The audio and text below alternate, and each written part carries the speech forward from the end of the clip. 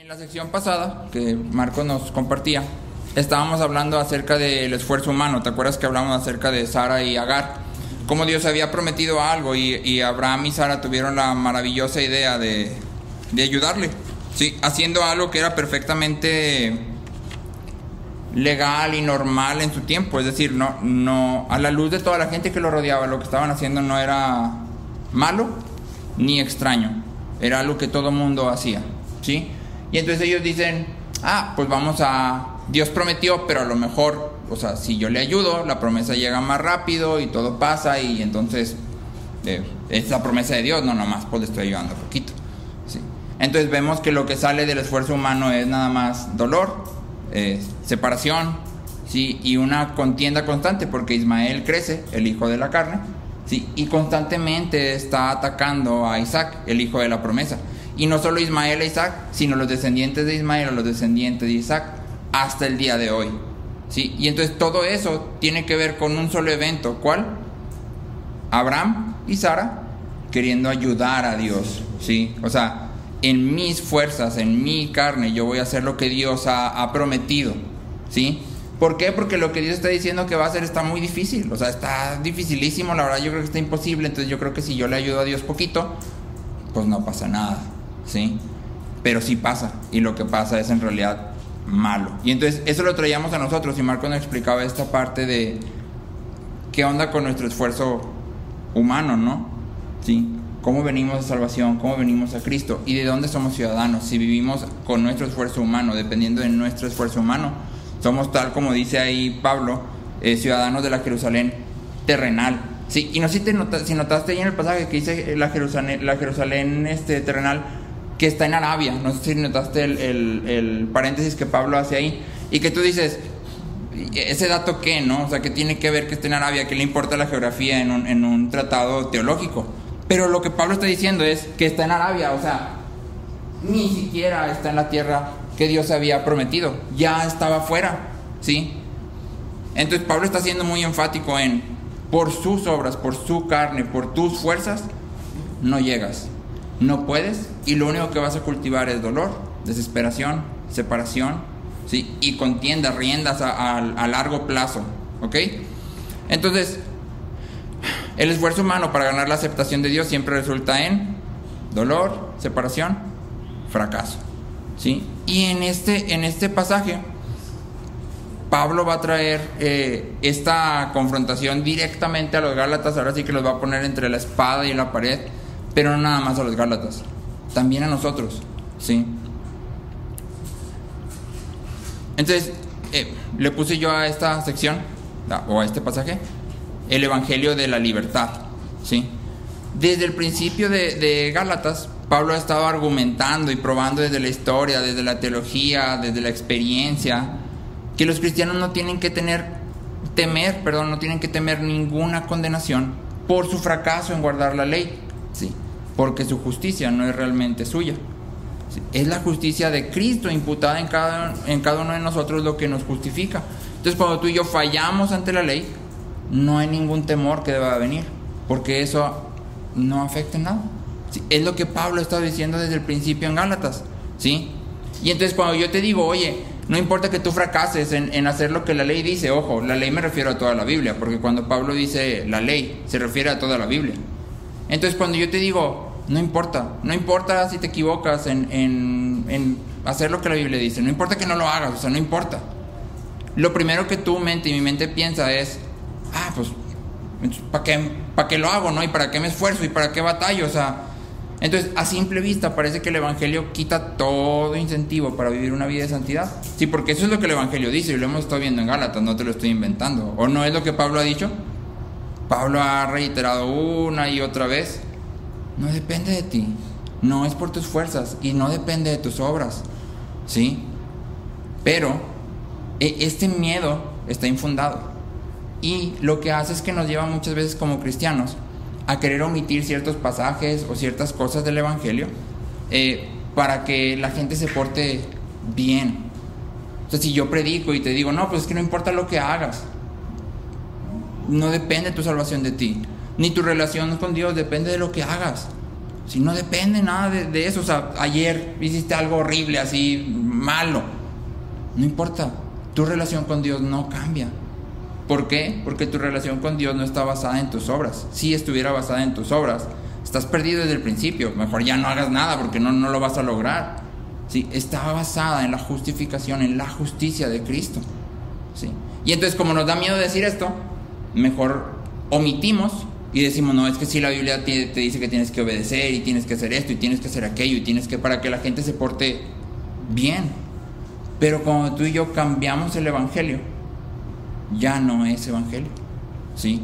Y entonces tenemos que tener cuidado, ¿sí? Lo que vamos a ver en este capítulo, en todo el capítulo, pero en esta porción principalmente, es que la libertad que experimentamos en el evangelio nos lleva a obedecer a Dios, ¿sí? La libertad, el hecho de decir, no importa si fallas, eso te va a motivar a obedecer a Dios, ¿sí? El saber que no importa, ¿sí? Entonces, Pablo comienza aquí en el versículo 1 con una afirmación, ¿sí? Y esto es algo que es real en la vida de todo aquel creyente. Dice, para libertad, Cristo nos ha hecho libres. Para libertad, Cristo nos libró. ¿Para qué nos libró? Para libertad. Suena redundante, pero es algo que tenemos que recordar, ¿sí? Cristo nos ha librado, si te acuerdas hasta ahorita en Gálatas, nos ha librado de la esclavitud, nos ha librado de la condena del pecado, nos ha librado de la culpa del pecado, nos ha librado del dominio del pecado mismo, ¿sí? Nos ha librado de la muerte, nos ha librado del temor y nos ha librado de las demandas de la ley. ¿Te acuerdas que hace unos capítulos Pablo decía que la ley era como un ayo? Y decíamos que los ayos eran estas personas que iban con los niños con una vara grande para pegarles siempre que se portaban mal. Sí, y hablábamos que la ley era un ayo duro. Entonces Cristo nos ha librado de todo esto, ¿sí? Y entonces, como esto es una realidad, ¿sí? Pablo dice, manténganse firmes en esta libertad, ¿sí? No vuelvas a esclavitud. Todo esto en el versículo 1. Y hay dos implicaciones aquí muy importantes. La primera es que, como Pablo dice, permanece firme en la libertad, no vuelvas al yugo de esclavitud, implica que es posible que un creyente vuelva al yugo de esclavitud, ¿sí? ¿Cómo? Cuando yo, habiendo venido a Cristo, empiezo a medir mi relación con Dios a través de mis acciones.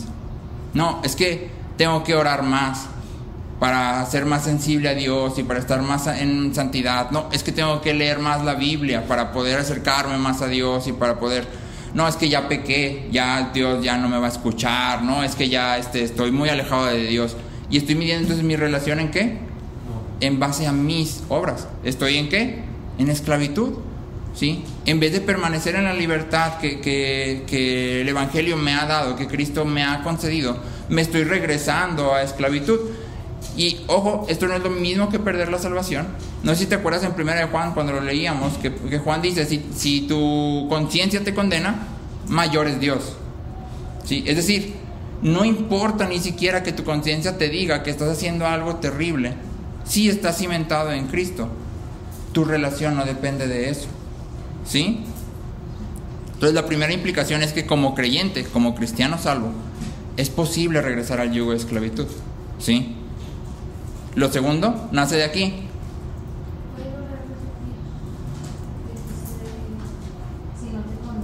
Juan dice que si tu conciencia te condena, Dios es mayor. Es decir, no importa, ¿sí? Aún mi conciencia es irrelevante si a la luz de la palabra yo tengo una relación con Dios definida. ¿Definida por quién? Por la justicia de Cristo, no por mí mismo, ¿sí? Entonces, ya que es posible que como creyente yo me regrese a la esclavitud de la ley, de las obras, el Evangelio entonces nos llama a permanecer libres, ¿sí? No significa que debo de ignorar mi conciencia, es decir, cuando peco, mi conciencia me dice, hey, pecaste, y voy a decir, no importa, no pasa nada, no pasa nada. No, significa que cuando mi conciencia me acuse, yo debo de correr a Cristo y tomarme de Él más fuerte, ¿sí? No decir, no puede ser, estoy en pecado, Cristo ya no me va a amar y estoy bien alejado de Dios porque he andado pecando. No, he estado pecando y entonces tengo que correr a Cristo.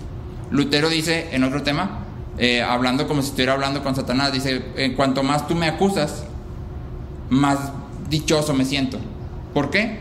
Porque cuanto más tú me acusas, más veo la realidad de que tengo que tomarme de Cristo y más me acerco a Él.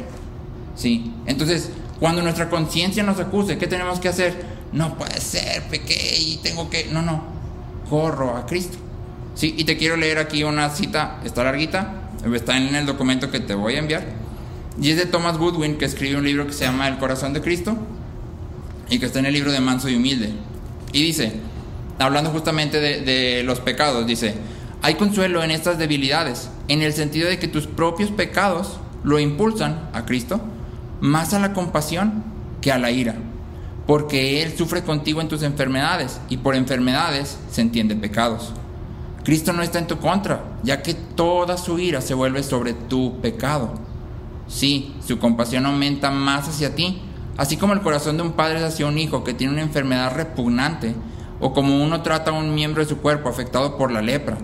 No odia al miembro porque es su carne, sino a la enfermedad, y eso te provoca compasión por la parte más afectada. Cuanto más profunda es la miseria de una persona amada, mayor es la compasión. El pecado es la peor miseria, y mientras lo consideres como tal, o sea, como miseria, Cristo también lo verá de la misma manera. Al amarte a ti, pero odiar tu pecado, su aborrecimiento caerá solo sobre tu pecado para librarte de él mediante su ruina y destrucción. Sus afectos estarán más cerca de ti, tanto cuando estás bajo pecado como bajo cualquier otra aflicción. Por lo tanto, no temas. Y esto es algo que se lee así como fácil, pero si lo dejas que se asiente en tu corazón, es una verdad que te libera. Hemos dicho, y todo lo que hemos visto en Gálatas es, nuestra justificación no se basa simplemente en venir a Cristo y tomarnos de Él. Se basa en que el Padre ha enviado al Hijo para redimirnos, y que el Espíritu Santo viene y, como hemos sido elegidos, nos une a Cristo. No simplemente es que le des la mano a Cristo, es que te vuelves uno con Cristo. Entonces, Cristo no aborrece su propio cuerpo. El pecado, claro que lo aborrece, pero tal como lo dice Goodwin en este pasaje, así como yo puedo aborrecer la enfermedad en mi hijo, pero no a mi hijo, ¿sí? Y entonces este es el mensaje de Pablo, ¿sí? Ahora, Pablo avanza, y la verdad es que es bastante duro en este pasaje, porque Pablo pone uno u otro. Es decir, pone todas las cartas sobre la mesa y dice: ¿cuál va a ser tu medio de justificación? Escoge. ¿Cómo te vas a justificar? ¿Sí? Si lees ahí versículo 2, dicen: miren, yo Pablo les digo que si se dejan circuncidar, Cristo de nada les aprovechará. Otra vez testifico a todo hombre que se circuncida que está obligado a cumplir toda la ley. De Cristo se han separado ustedes que procuran ser justificados por la ley. De la gracia han caído. Entonces Pablo aquí llega a la cúspide del mensaje de Gálatas, y es básicamente una pregunta de ¿cuál escoges? No puedes tener los dos, ¿sí? Y si los Gálatas escogen la circuncisión, las consecuencias que Pablo describe ahí son claras. Uno, Cristo no les será de ningún beneficio, ¿sí? Lo que Cristo ha hecho para ellos no va a valer nada, ¿sí? Dos, si escogen la circuncisión, van a ser obligados a cumplir toda la ley, no solo circuncidarse, sino toda la ley, ¿sí? Y tú y yo ya vimos que es imposible para el hombre cumplir la ley, ¿sí? Y tres, caerán de la gracia, ¿sí? O sea, van a salir de la esfera en la que la gracia opera, ¿sí? Todo esto es si eligen circuncidarse, que a simple vista es como pues, o sea, nomás es una acción, ¿no? Nomás me estoy circuncidando, ¿qué tiene? ¿Sí? Pero si te fijas el contraste en el versículo que sigue, dice en el versículo 5: pues nosotros por medio del Espíritu esperamos por la fe la esperanza de justicia. Entonces el contraste es: o eres justificado por la circuncisión, o eres justificado por la esperanza de justicia a través de la fe. No puedes tener ambas, una u otra, ¿sí? Entonces versículo 6 dice: porque en Cristo Jesús ni la circuncisión ni la incircuncisión significan nada, ¿sí? Pablo dice que aquellos que esperan por la fe la esperanza de justicia en Cristo consideran circuncisión e incircuncisión como nada, no importa, ¿sí? En Hechos puedes leer, ahí te puse el pasaje en las notas, pero en Hechos puedes leer que Timoteo y Pablo van viajando juntos y van a evangelizar o a compartir el evangelio a un grupo de judíos. Timoteo es griego y judío al mismo tiempo, y entonces se le pide se le ocurre la idea de circuncidar a Timoteo. Pablo decide circuncidar a Timoteo. ¿Para qué? Para que pueda tener terreno común con los judíos y entonces compartir el evangelio. La pregunta es, ¿por qué aquí a los Gálatas les dice, si te circuncidas, Cristo no te va a ser de beneficio? Y allá, que de hecho es después de esto de Gálatas, Pablo dice, voy a circuncidar a Timoteo. ¿Quiere decir que lo está condenando? No, es por la motivación. Para que no eres con una motivación de ser justificado, entonces ahí es donde se te va a decir que se va a cumplir la ley. O sea, es la motivación, no el acto. El acto no tiene, inclusive salud, ¿no? Exactamente, sí, en nuestro tiempo es salud. Es exactamente el objetivo al realizar el dicho acto, ¿sí? Si yo me circuncido porque creo que eso me va a justificar delante de Dios, estás eligiendo ese camino.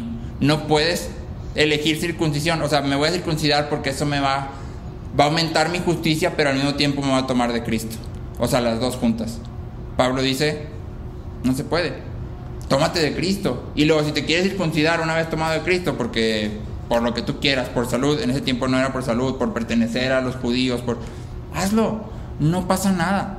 Siempre y cuando tu justificación esté siempre basada y solamente basada en lo que Cristo hizo, no en lo que tú puedas o no puedas hacer, ¿sí?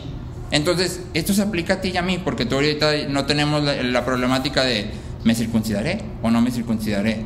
Sí, pero eso se aplica a ti y a mí en fe u obras. El llamado de Pablo es muy claro. ¿Cuál va a ser tu medio de justificación? ¿Te vas a justificar por fe o te vas a justificar por obras? No puedes tener ambas, ¿sí? Entonces, aquí sí quiero hacer como este énfasis en...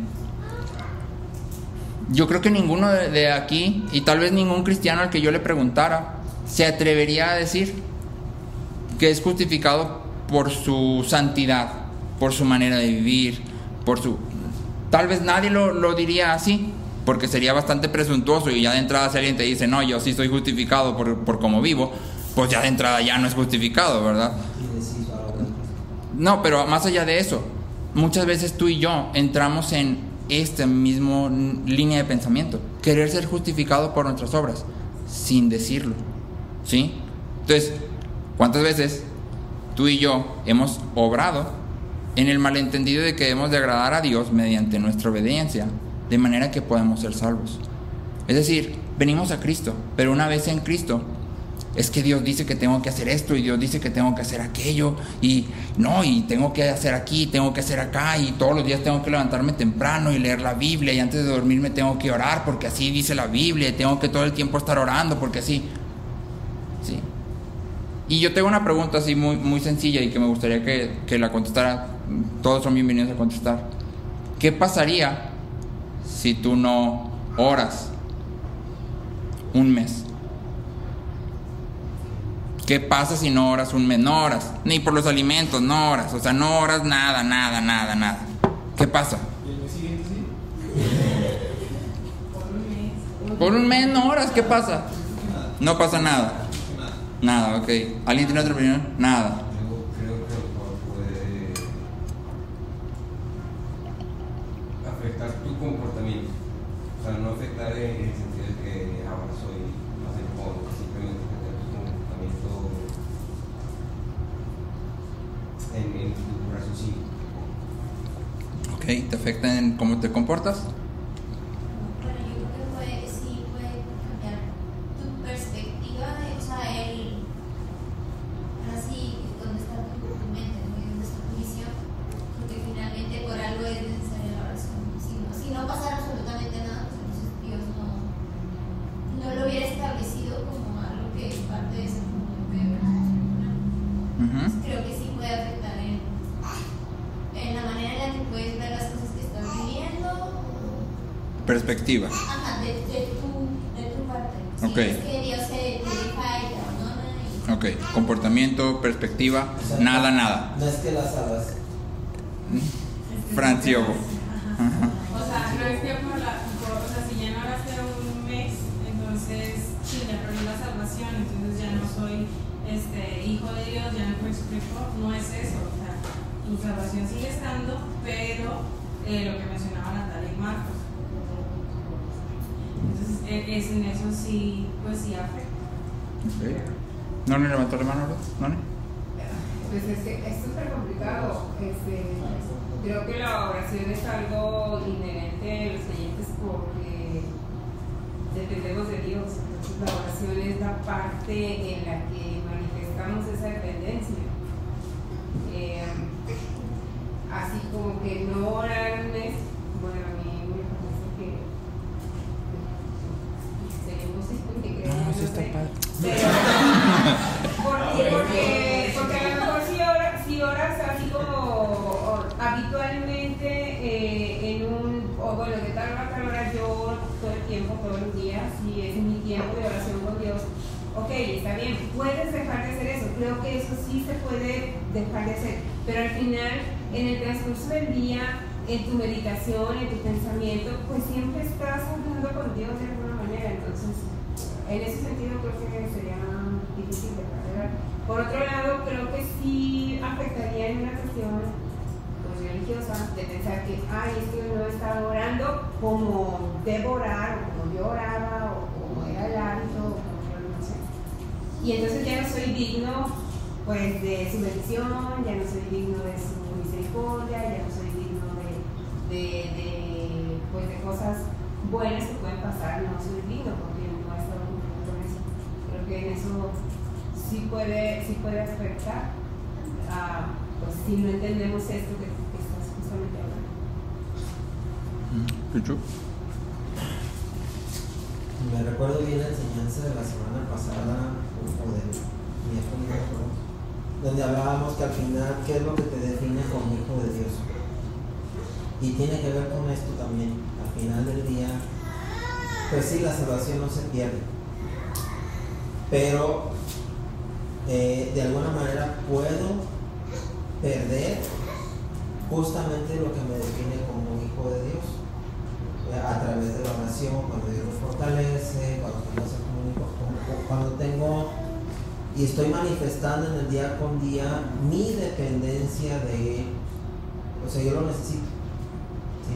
Mi dependencia hacia Él, perdón. Entonces creo que no pase nada propiamente, no estoy tan seguro. Okay, bien. Lo que hemos visto en Gálatas y que vas a ver a lo largo de toda la Biblia es que si no oras durante un mes, 2 meses, 3 meses, no pasa nada. Pero no pasa nada porque en realidad en ti no ha pasado nada. ¿Por qué?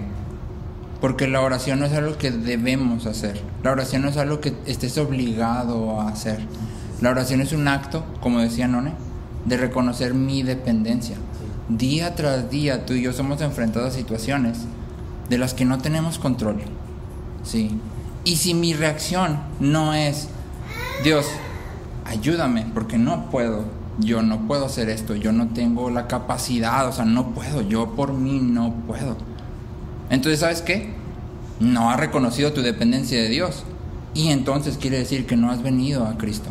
Te puedes saber la Biblia al derecho y al revés y verte como un cristiano por afuera y predicar muy padre tal vez, ¿sí?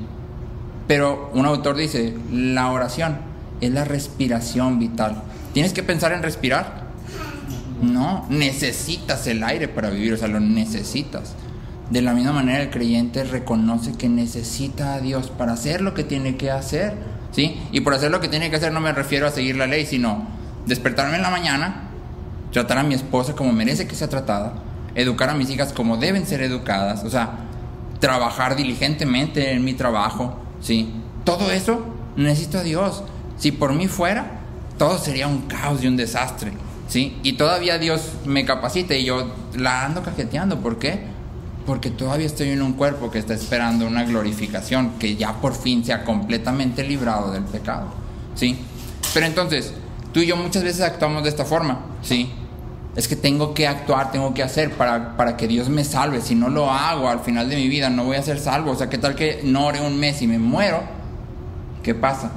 Si pienso que me voy a ir al infierno porque no oré un mes, no leí la Biblia, no, me voy al infierno, bueno, probablemente sí sea la condenación, pero no porque no oraste y no leíste la Biblia, sino porque ese es nada más un síntoma de que no habías venido a Cristo todavía, ¿sí? No por el hecho en sí mismo, sino por lo que ese hecho significa en lo profundo, ¿sí? Entonces muchas veces pensamos así, muchas veces obramos pensando que si pecamos podemos perder la salvación, ¿sí? Y esto es algo muy recurrente en nosotros. O a veces pensamos que somos mejores que otras personas, ¿sí? Porque creemos que somos más santos, ¿sí? Y todo este tipo de pensamiento que puede abordarnos a ti y a mí está construido sobre la falsa enseñanza que vemos aquí en Gálatas, ¿sí? Esta que los maestros están queriendo introducir, ¿sí? Calvino dice: quien quiera medio Cristo lo pierde por completo.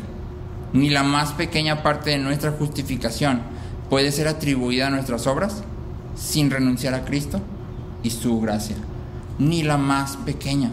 Y aquí es así abiertamente: no es nuestra decisión la que nos lleva a Cristo.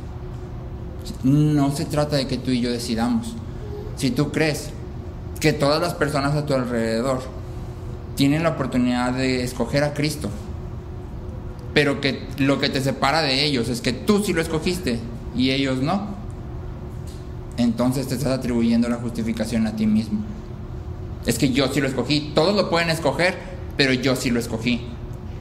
Y cuando te atribuyes ese pedacito de justificación al escogerlo, perdiste a todo Cristo completo, ¿sí? Ni un solo pedacito puede ser atribuido a lo que yo hago. Mi elección de Cristo es solo porque el Espíritu Santo vino y hizo una obra en mí que me hace ver la gloria de su evangelio y decir: ¿cómo voy a decir que no? ¿Cómo voy a decir que no a un Dios que me amó de esta forma? Es imposible, ¿sí? Hay un ejemplo que me gustó mucho, pero utilizaba de referencia a Babe Ruth. No sé si todos están familiarizados con Babe Ruth, el beisbolista. Ajá, ¿sí? ¿No? Ok, podemos cambiar de personaje, no importa. Todos están familiarizados con Muhammad Ali, el boxeador. Sí. Con... bueno. Sí, ya es oldie, ya es oldie.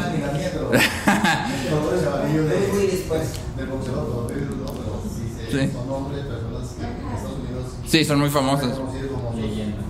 Sí. Sí, por el box.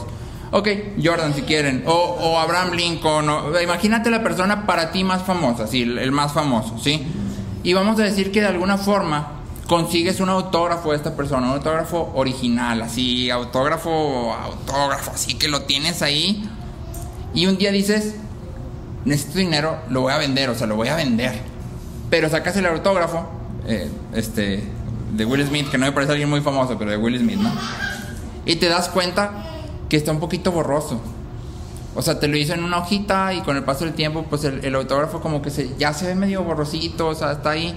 Y entonces dice: no, es que para venderlo bien, lo voy a remarcar. Y sacas tu Sharpie y lo remarcas, ¿no? Will Smith, ahí está. Ahora sí, déjalo fresco. ¿Qué acabas de hacer al remarcar el autógrafo?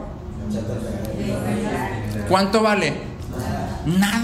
Nada, puede ser el autógrafo más caro del universo. O sea, podrías tener un autógrafo de Miguel Ángel, de quien tú quieras, pero cuando le pasas tu manota, tu Sharpie, el autógrafo vale cero, ¿sí? O sea, nada.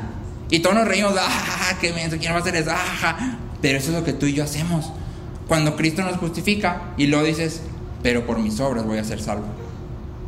Cristo viene: oye, aquí está mi justicia, perfecta, completa, sin mancha.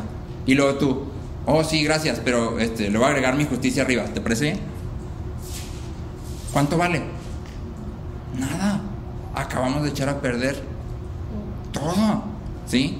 Entonces, si intentamos añadir nuestras obras a su obra, perdemos todos los beneficios.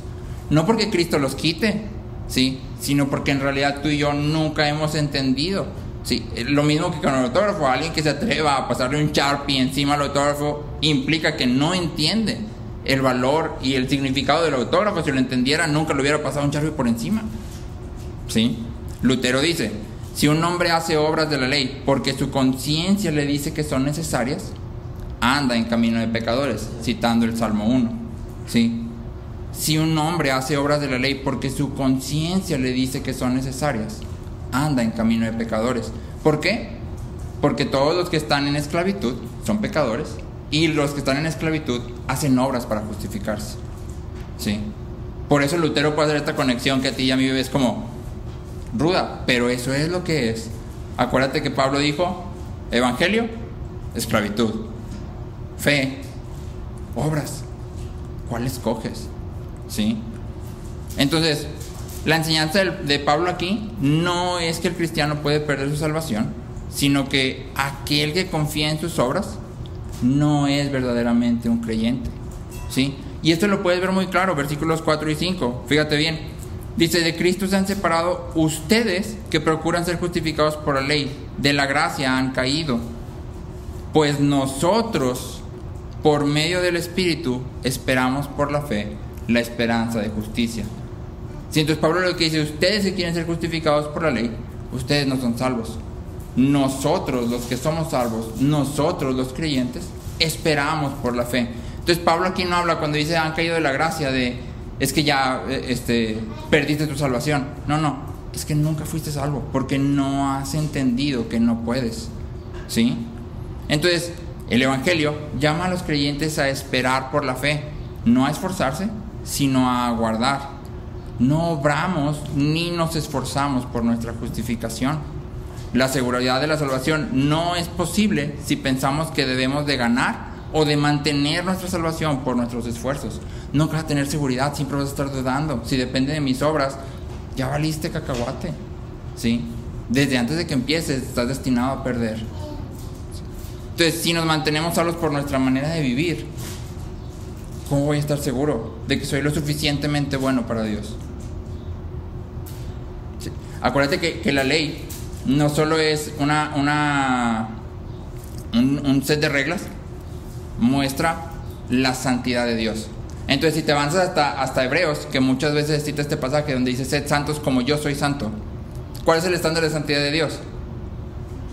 La ley. Cúmplela toda. ¿Puedes? No. Entonces, cuando en Hebreos Dios dice: sed santos como yo soy santo, no está diciendo: hey, tienes que cumplir toda la ley. Está diciendo: solo hay una manera de que tú seas santo, una sola, tomándote de Cristo. Por eso el autor de Hebreos dice: entra en su reposo. ¿Cómo? Por medio de la fe. ¿Sí? Entonces, en Cristo ni la circuncisión ni la incircuncisión significan algo. Son nulas, no valen. Éxito o fracaso moral no importan. Éxito o fracaso espiritual no valen nada.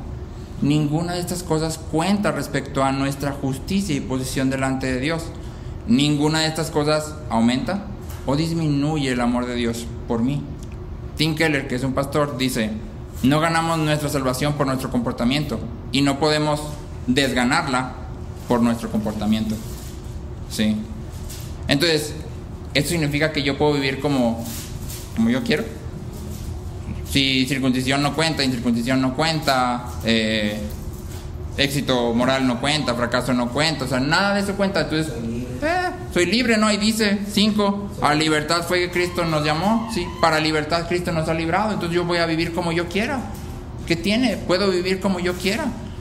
Y este pedacito de decir, sí, la libertad es libertad, ¿no? Es el miedo de muchas iglesias y de muchos creyentes, ¿sí? Pensamos que ser religioso es mejor que ser libertino. Sí, libertino lo entrecomillo. Pero acabamos de pasar por Gálatas, donde Pablo dice que ser religioso es mucho más peligroso que ser un pecador allá afuera. ¿Por qué? Porque la persona religiosa piensa que está cerca de Dios. El que está allá afuera desentendido de Dios y la religión dice: yo no sé, ni me importa, o sea, ¿a mí qué? Sí, pero el religioso piensa que está cerca de Dios. Entonces, tanto una como otra, libertinaje como religiosidad, son esclavitud y están entonces fuera del Evangelio. ¿Sí? El Evangelio nos llama a esperar solamente, pero esperar no significa no hacer nada. De hecho, si te fijaste, esta sección concluye diciendo que ya que esperamos por medio del Espíritu Santo, y este es un pasaje, esta es una frase clave, que estamos en el Espíritu Santo, porque de aquí vamos a partir a lo que el Espíritu Santo implica para el creyente. Pablo dice que ya que esperamos por medio del Espíritu Santo, es decir, vivimos a través del Espíritu Santo unidos a Cristo, lo único que cuenta es la fe que obra en amor. Final del versículo 6, ¿sí? Circuncisión no significa nada, incircuncisión no significa nada, sino la fe que obra por amor, ¿sí? Entonces, hay dos cosas que tú y yo aprendemos que existen en los creyentes. Porque la respuesta a ¿puedo vivir como yo quiera? Sí, puedes vivir como tú quieras. Ese es precisamente el punto, ¿sí? Ese es precisamente el punto. Entonces, en los creyentes hay dos cosas. La primera es una espera, ¿sí? Esperar no significa inactividad. Esperar significa encaminar nuestras mentes hacia quiénes somos y qué tenemos en Cristo, ¿sí? Y debemos de hacer esto con tanta frecuencia que nuestros corazones se enardezcan y nuestro comportamiento sea guiado de acuerdo con estas realidades que no vemos. Es decir, cuando yo pienso constantemente en que soy justificado solo por lo que Él hizo y que soy unido a Él y que de ser un esclavo pasé a ser un hijo y que ahora soy coheredero con Él sin merecerlo, sin ganarlo, y que no está en riesgo porque Él me ha escogido y me ha amado. Esta realidad, estarla dando vueltas en mi cabeza, va a hacer que mi corazón se encienda y diga, quiero vivir. Y ese es el punto. ¿Puedes vivir como tú quieras? Sí, puedes. Ese es el Evangelio, porque el punto aquí es que tu querer debe cambiar una vez que vienes a Cristo. Si tu querer no ha cambiado, no has venido a Cristo, ¿sí? Denle un ejemplo que me gustó mucho. Dice, imagina lo que sentirías si alguien te propusiera matrimonio, pero después te enteras que no te querría si no fuera por tu herencia, ¿sí? ¿Cómo te sentirías? Usado, ¿sí? Para nada te sentirías amado. O sea, el amor no era hacia ti, era hacia tu billete, ¿sí? Ahora bien, todos sabemos que no nos sentimos amados por alguien a menos que seamos amados por lo que somos, no por lo que le damos a él o a ella, ¿sí? Y esta analogía nos ayuda a entender la motivación del Evangelio. Cuando pensamos que nuestras obras nos salvan, estábamos sirviendo a Dios de manera egoísta, ¿sí? Te doy mis obras para que me des salvación. ¿Qué estoy llamando? La salvación. O estoy temiendo el castigo, ¿sí? Por eso te doy mis obras, ¿sí? Porque tengo miedo del castigo o quiero la salvación, ¿sí? Pero después de que la esperanza del Evangelio se arraiga y vemos la gracia y la belleza de Dios, lo podemos amar por quien Él es, ¿sí? Lo puedo amar totalmente por lo que Él ha hecho. La gracia implica que Dios es libre y sin obligaciones, y que todo lo que hace lo hace libremente y sin condiciones. Cuando yo añado una relación de sentido de obligación, yo tengo que hacer esto, estoy negando ese pedazo de la naturaleza de Dios, que Él es libre y que todo lo que Él da, lo da sin condición, ¿sí? Entonces, primera cosa que hay en el creyente, espera, sí, pero recuerda, espera implica estar dándole vueltas en mi cabeza a lo que Cristo ha hecho por mí, a quién soy en Él, lo que tengo en Él, de manera que mi corazón se encienda, porque voy a decir, o sea, yo esto ni me lo merezco, ni lo pudiera haber ganado, o sea, es más de lo que jamás hubiera pensado que pudiera recibir, ¿sí? Y lo segundo que hay es una fe que obra, ¿sí? Entonces, nuestra justicia delante de Dios es el resultado solamente de la obra de Cristo, pero esta justicia tiene como resultado necesario un comportamiento justo, ¿sí? Esta justicia tiene como resultado necesario un comportamiento justo. Calvino dice, somos salvos solo por fe, pero la fe que salva nunca está sola, ¿sí? Entonces, la fe que justifica, la verdadera fe, siempre da como resultado obras de amor, ¿sí? Acompáñame en tu Biblia a Santiago 2, por favor. Santiago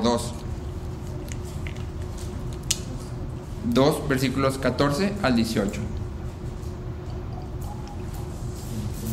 14 al 18. Te lo leo. Dice: ¿de qué sirve, hermanos míos, si alguien dice que tiene fe, pero no tiene obras? Pon atención a este énfasis, ¿no? Si alguien dice que tiene fe, pero no tiene obras, ¿acaso puede esa fe salvarlo? Si un hermano o una hermana no tienen ropa y carecen del sustento diario, y uno de ustedes les dice: vayan en paz, caliéntense y sáciense, pero no les dan lo necesario para su cuerpo, ¿de qué sirve? Entonces checa este paralelo que Santiago está haciendo. Dices que tienes fe, pero no hay obras. Es lo mismo que si alguien te pide ayuda y le dices que estés muy bien, pero no le ayudas. ¿De qué sirvió lo que dijiste? De nada. Una fe que dice creer, pero no tiene obras, no justifica. Versículo 17. Así también la fe por sí misma, o sea, el decir que creo, si no tiene obras, está muerta. Pero alguien dirá: tú tienes fe y yo tengo obras. Muéstrame tu fe sin las obras y yo te mostraré mi fe por mis obras. Y este pasaje es un buen versículo para que lo memorices. Si este último pedacito: muéstrame tu fe sin las obras y yo te mostraré mi fe por mis obras. Puedes tener toda la doctrina machine ring del universo y sabértela y ser un predicador increíble, pero si dices todo esto, todos los argumentos de la fe, la doctrina de la palabra, pero no hay obras, de nada sirve. Mucho conocimiento, qué padre, no te va a servir de nada. Sí. Lo que necesitas es una fe que diga, es decir, doctrina, Biblia, todo eso, pero que viva. Sí. Mis obras son la evidencia de mi fe. Entonces, aquí hay algo muy interesante, y es que si te fijaste, dice la fe que obra. En Gálatas Pablo dice fe que obra, ¿sí? Y en Santiago dice fe que obra, ¿sí? Entonces, ¿quién está obrando? ¿Tú?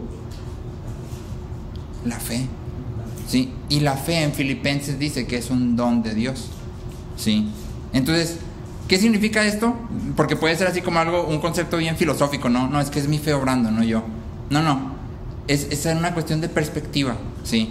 Cuando vivimos en éxito moral o espiritual, ¿quién se lleva el mérito?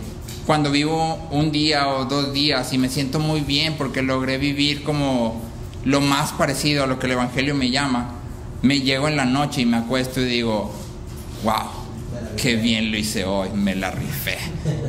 Sí, no, sí, o sea, esto de estar leyendo la Biblia 1 hora antes de irme a trabajar en la mañana, no, sí, ya me perdí, sí, el mérito se lo lleva Cristo. Cristo es el que obra en nosotros. Cuando yo me acuesto en la noche y viví un día alineado con el Evangelio lo más posible, yo me acuesto y digo: Dios, gracias, porque puedo ver tu mano obrando en mí. Porque todavía durante el día me equivoqué, pero logré tal vez crecer, mostrar más amor, mostrarme más paciente, ser más diligente en lo que tenía que ser. He logrado trabajar con esto que venía batallando, sí, pero no yo, sino su gracia, que es lo que Pablo dice en Corintios, sí. Otra vez Lutero dice: todas las obras del creyente son obra de Cristo. Cuando yo hago algo bueno, no soy yo, sí, es Él. Entonces, ¿puedo decir que creo y no mostrar amor? Sí, puedes decir, pero esta fe, aunque puede ser doctrinalmente correcta, no justifica. De hecho, la palabra nos enseña que seremos enjuiciados no solamente con base en nuestra fe, sino que también nuestras obras serán consideradas. Y esta parte es la que muchas veces nos confunde, porque decimos: es que tengo que vivir así porque ahí dice que mis obras serán probadas. No, ahí dice sí, pero hay que leerlo todo. Acompáñame por favor a Apocalipsis 20.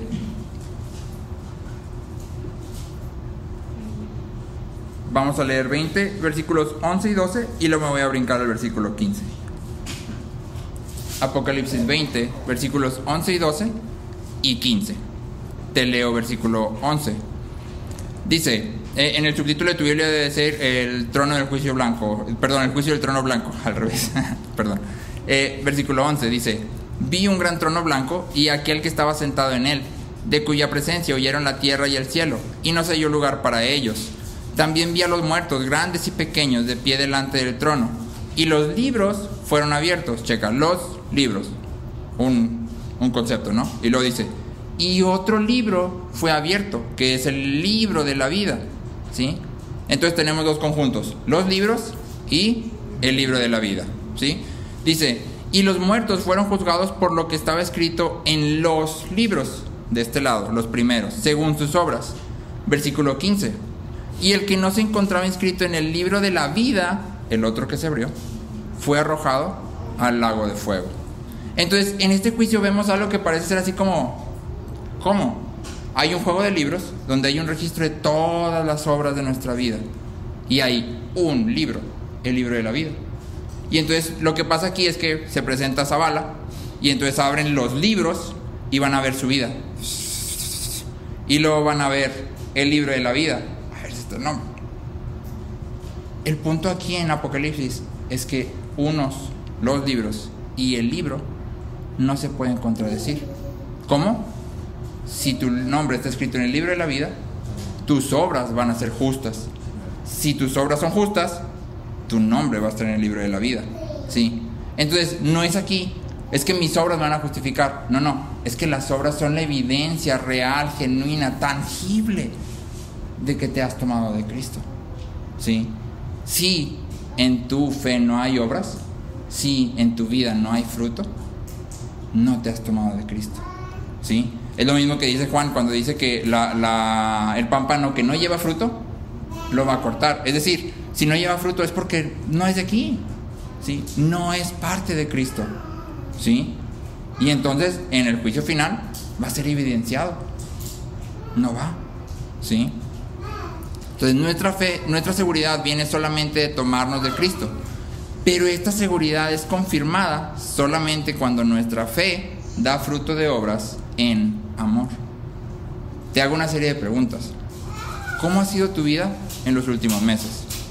O en los últimos años, dependiendo de cuánto tengas tú proclamando que tienes fe, diciendo que crees en Cristo. ¿Cómo ha sido tu vida? ¿Sí? ¿Ha cambiado tu vida constantemente desde que llegaste a Cristo? ¿Sí? Acuérdate que aquí no estamos hablando de perfección. Nadie va a llegar a perfección. Pero mi vida tiene que haber cambiado constantemente. Es decir, no puede ser como dicen, un paso para adelante, dos para atrás. No puedo vivir así, ¿sí?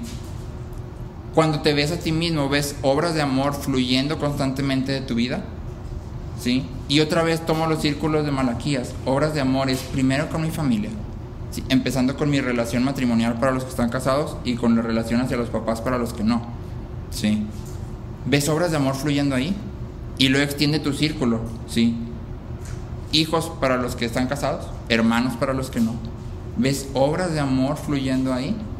Y luego abre tu círculo otro poquito más hacia los que están en la iglesia. ¿Ves obras de amor? Y por obras de amor quiero ser enfático en, no te estoy preguntando si los ayudas, si estás ahí como que falta bajar sillas, yo bajo sillas. No, eso cualquiera lo puede hacer, ¿sí? Estamos hablando aquí de cómo mi vida se derrama por los que me rodean, ¿sí? En el caso de los hijos, yo sé que muchos no tienen hijos, pero la verdad es súper, ultra demandante, mega demandante, o sea, y hay un punto en el que tú quieres decir, ya, por favor, o sea, ya basta, ¿sí? Pero cuando somos llevados al evangelio de nuevo, lo que yo tengo que hacer es, o sea, es mi hijo, pero no es mío en realidad. Dios lo puso en mis manos para hacer algo. Y entonces voy a desgastar mi tiempo, mis fuerzas, mi dinero, mis ideas, o sea, todo va a ser invertido en ellos, ¿sí?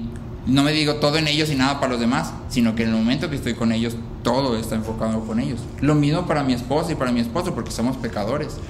Y soy tan difícil de tratar como cualquier pecador que conozcas, ¿sí? Entonces yo tengo que derramar este amor hacia los que me rodean, ¿sí?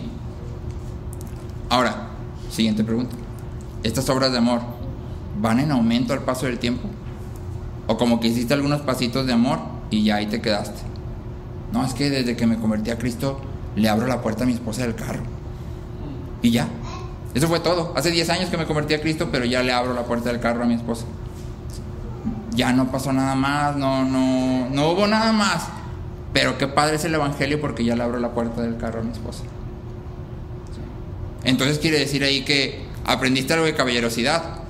Qué bueno, pero ese no es el evangelio. Sí. Cuando vienes a la iglesia y escuchas la palabra, pero luego sales al mundo, ¿qué efecto tiene la palabra en tu vida? Ahorita estamos estudiando Gálatas y está padre, a mí me ha encantado. Gálatas ha sido algo así que yo he dicho, wow, está. Y así digo de cada libro cuando lo vamos pasando. Pero ¿de qué me sirve decir, wow, Gálatas, y lo llevo a mi casa y me porto exactamente igual? O peor. O hoy domingo ando bien santo porque acabo de estudiar Gálatas, pero mañana lunes ya se me olvidó. O a lo mejor me dura domingo y lunes, ¿verdad? Y el martes ya se me olvidó. ¿Sí? ¿De qué sirve? De nada. ¿Sí? Entonces, la pregunta para ti y para mí aquí ¿es mi fe realmente fe que justifica? ¿Es mi fe realmente verdadera? Y la prueba es que mi vida se va alineando al evangelio. Tal vez de poco a poco, pero constantemente. ¿Sí? Va en aumento. Y aquí puedes recordar un pasaje que dice que la senda de los justos es como la aurora, que va en aumento. Sí, o sea, no como la aurora que cuando te mueras y Cristo venga de repente ya te glorificaste y apareció la aurora. No, va en aumento. Sí, y de repente Cristo va a venir, nos va a glorificar y se va a ver la aurora completa. Pero de aquí a aquel punto, la aurora va en aumento. Y dice la senda de los justos. Es decir, ese es el camino de todo aquel que ha sido justificado. Una justicia que va en aumento, que no es mía, pero al final se ve porque está. ¿Sí? Joel Vick, que es un pastor, dice: si somos verdaderos creyentes, la raíz de justificación debe dar fruto de justificación. ¿Sí?